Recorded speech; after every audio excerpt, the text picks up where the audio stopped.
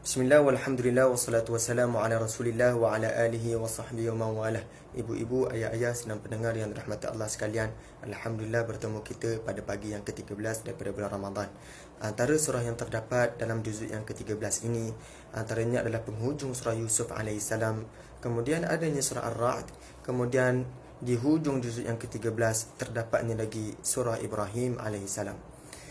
Senang pendengar yang dirahmati Allah sekalian, perhatikan surah Ibrahim diturunkan sikit sahaja sebelum kewafatan Abi Talib dan kewafatan Siti Khadijah binti Khuwailid, yang mana Nabi SAW dan para sahabat ketika itu mengalami detik-detik kesukaran, di mana mereka dirancang, golongan kafir Quraisy merancang untuk mengusir, menghalau Nabi SAW dan para sahabat.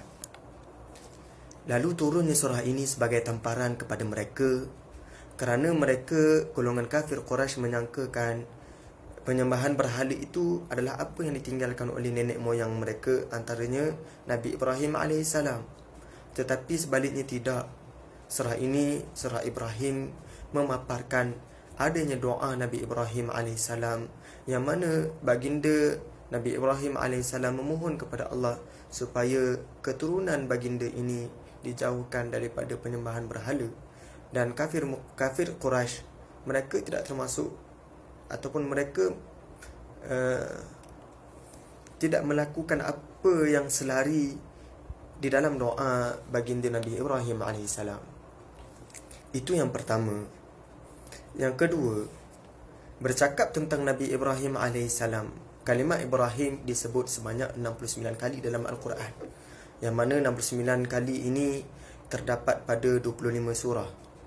Dan surah yang paling banyak menyebut kalimat Ibrahim ini adalah surah Al-Baqarah, sebanyak 15 kali. Berbanding surah Ibrahim, hanya sekali sahaja kalimat Ibrahim disebut.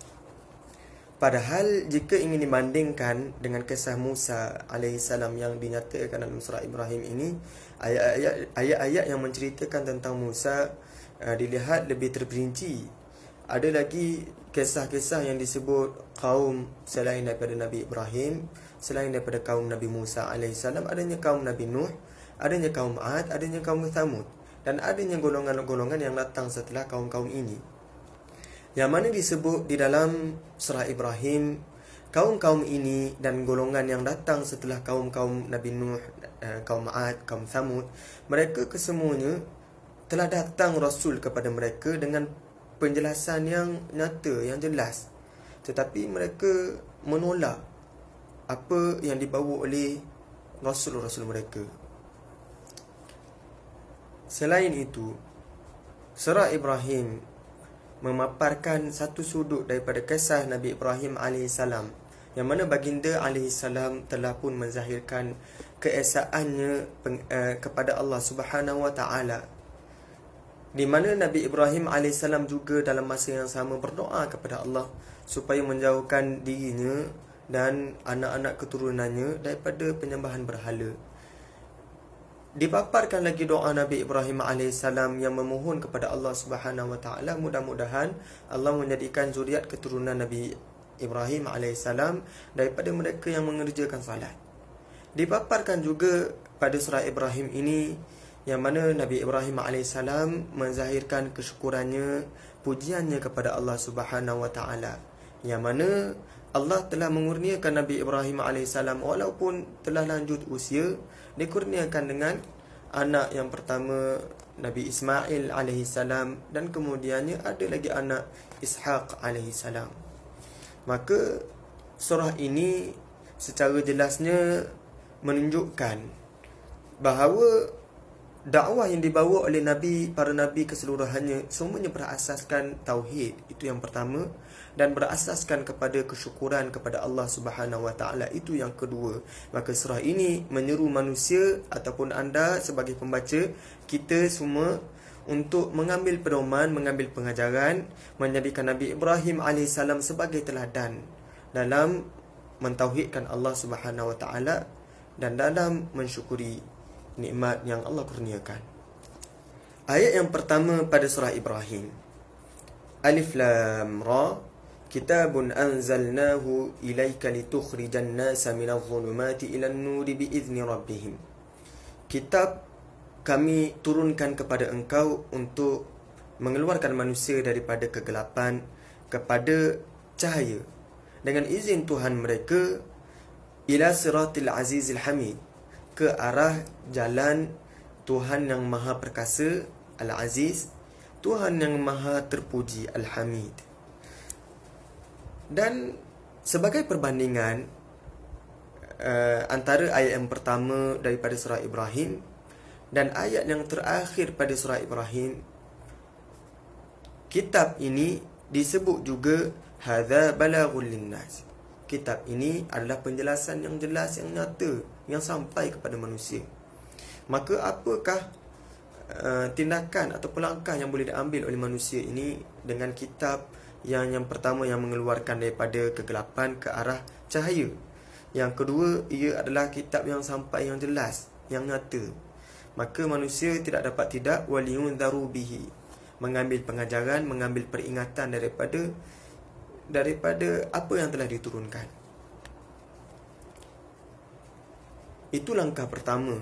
Langkah kedua, selain daripada mengambil peringatan daripada kitab yang telah diturunkan ini, dapat juga kita kenal pasti pada ayat yang kedua Allah menceritakan tentang keesaan Allah Subhanahu wa taala, kekuasaan Allah Subhanahu wa taala. Allahilladzi lahu ma fis samawati wa ma fil ard. Allah lah yang bagi Allah ini segala apa yang ada di langit dan apa yang di bumi.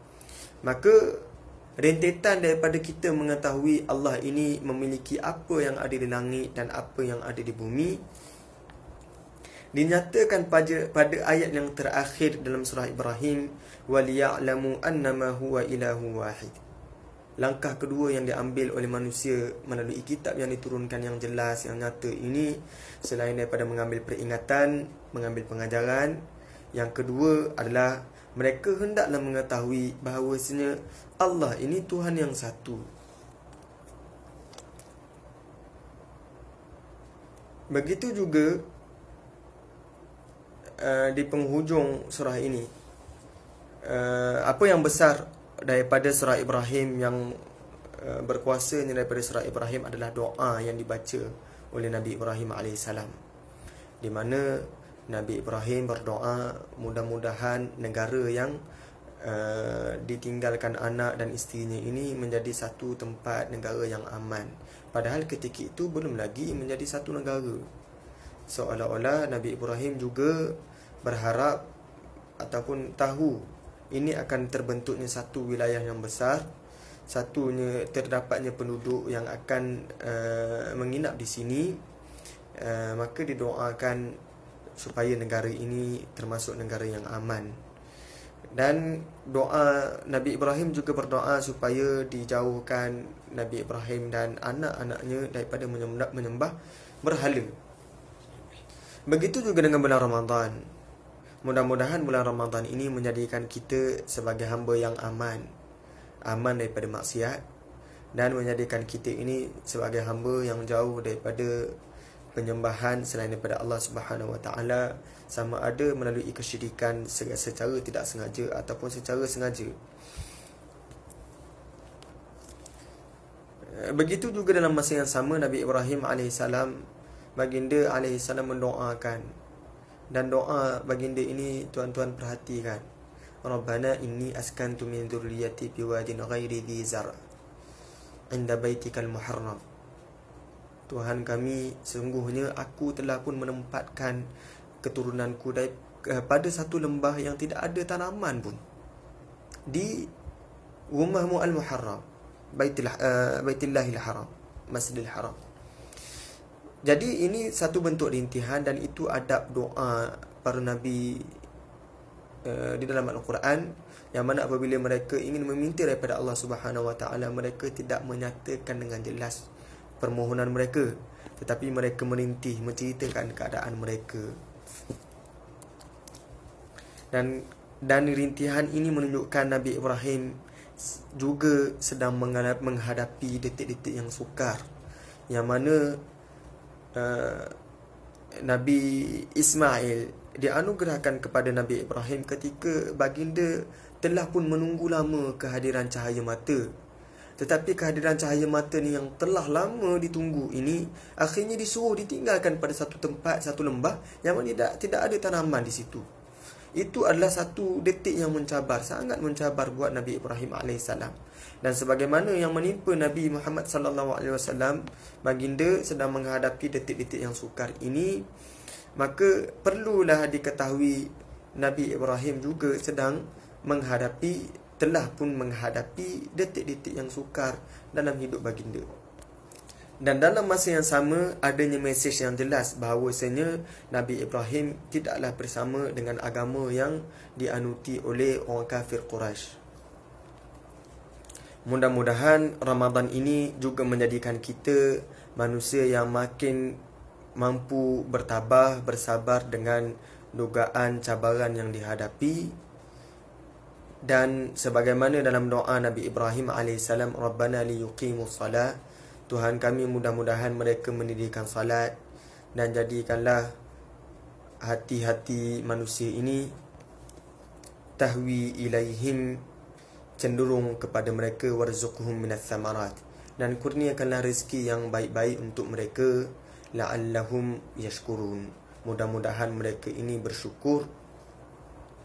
Seiring dengan objektif yang terdapat pada ayat tentang bulan Ramadan, wala'allakum tashkurun, mudah-mudahan kamu ini bersyukur, maka dua objektif, dua kata kunci yang dapat kita kenal pasti mengambil pengajaran daripada surah Ibrahim. Yang pertama, mentauhidkan Allah. Yang kedua, bersyukur dengan nikmat Allah. Begitu juga yang kita boleh praktikkan pada bulan Ramadan, mengesakan Allah dengan ibadah puasa yang tidak ada seorang pun yang tahu kita sama ada puasa kita terbatal ataupun sempurna. Kerana kita senang mengesakan Allah, kerana kita tahu hanya Allah sahaja yang menilai, hanya Allah sahaja yang tahu tentang keadaan puasa kita. Yang kedua, sebagai tanda kesyukuran kita kepada Allah Subhanahu Wa Taala. Assalamualaikum warahmatullahi wabarakatuh.